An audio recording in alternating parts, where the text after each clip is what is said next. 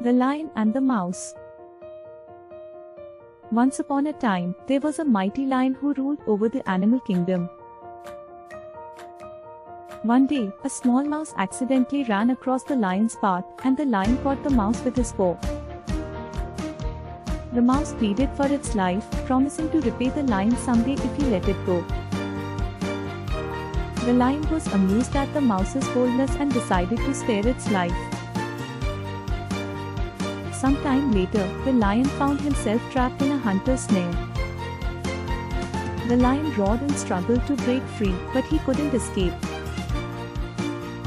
Hearing the lion's cries, the mouse came to his rescue. The mouse chewed through the ropes of the snare with its sharp teeth and freed the lion. The lion was amazed and grateful for the mouse's help, realizing that even the smallest creatures could be of great value.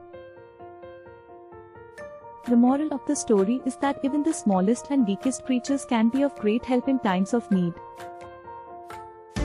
The story teaches children about the importance of not underestimating others and the value of gratitude and kindness. It also highlights the importance of being humble and not taking others for granted.